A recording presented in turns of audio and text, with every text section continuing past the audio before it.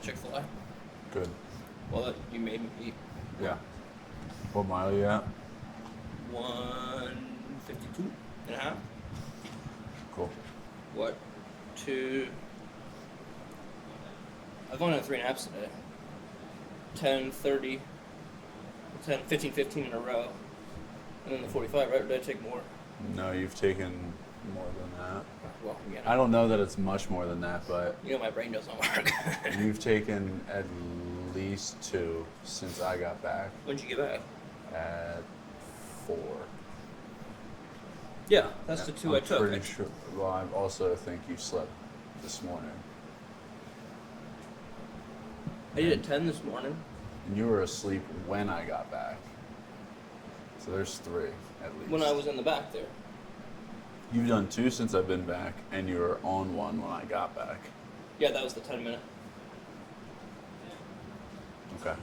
I've slept less than I did the second day. I believe you. No, you don't, but that's okay. No, I don't. Zay will back me up. When he wakes up. I say when he wakes up. How do you end up with less sleep than me? Somebody has to wake you up. It's true. I'm a bottle bag. I'm thirsty.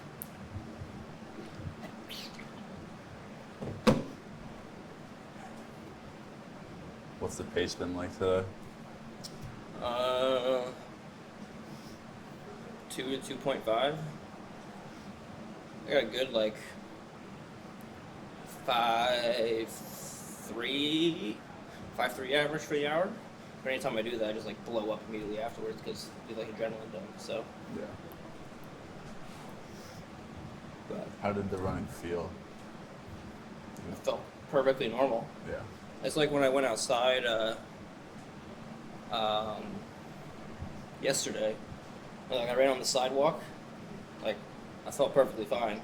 And then the second you get back in here, I was nothing changes again. It's I don't know how to explain. The legs don't do what they're supposed to. Mm-hmm. But I can walk for forever right now. So I think that's, you said keeping the moving pace up. Yeah. Day 2, the moving pace dropped by 2 hours, which is significant. Yeah, I think if we can keep you moving until, or as much as we can until 10 o'clock, that would be good. What was my moving time? What was my moving time yesterday? Moving time yesterday was a hair under 16 hours. Day 16, 1, it was a hair 19. under 20. So what was my total moving time this morning? 35-ish hours. So So I'm you're at 9 10. 9.5, 10 hours so far today.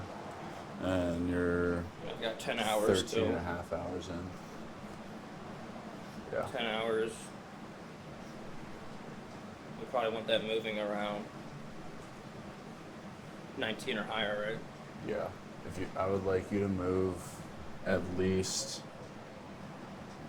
eight of the next 11 hours would be good. 10 and a half. 10 and a half.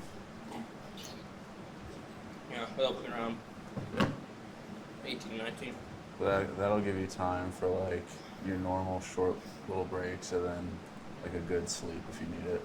Yep. I won't need to sleep till later.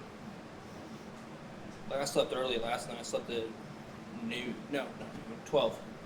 No, I slept at 11. You slept at 11:30 because Sid was coming at 1. Yes. Yes. I'm at 11:30 now. Yes. And you're more awake. I'm more awake. I could sleep, but I'm more awake. I can always sleep. You could always sleep. How does the mileage look in comparison to where your goal was? 150, 152, 153, worst case 2 average, with breaks, 10, that'll put me, if I move 8, 16, man, math is hard, 16, 170, 80, not terrible. I mean, if I change nothing, I'm on track right now for 400 plus for the week. and that's without really doing any running, which I can do, but I know I blow up when I do it just because of the adrenaline dump with having no stimulus. So I'd rather try to save that more towards. We haven't hit the halfway mark yet, so Yeah.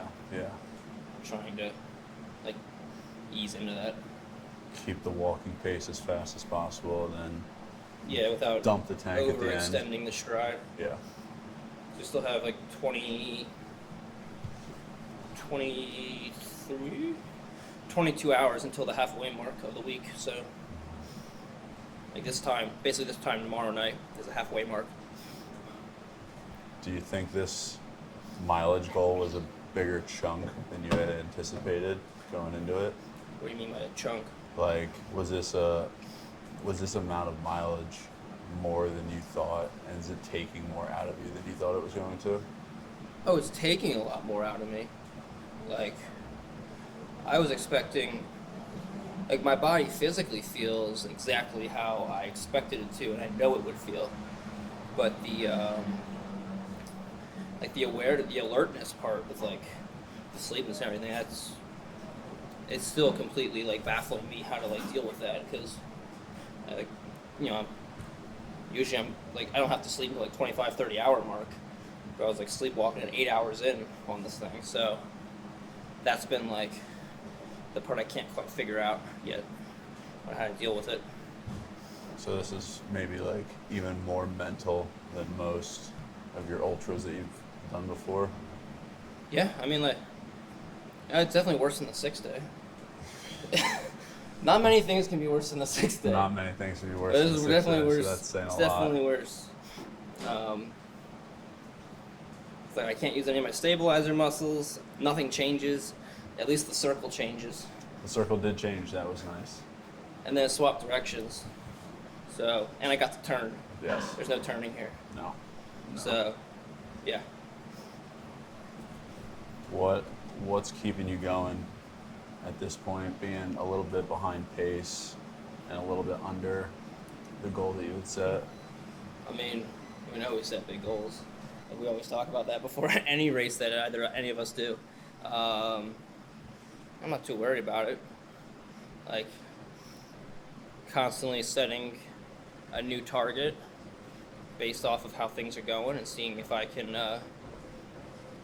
where we can push that, and then, in terms of keep going, like, had some pretty dope people come out and run, like Dykeman Run Club that just came out,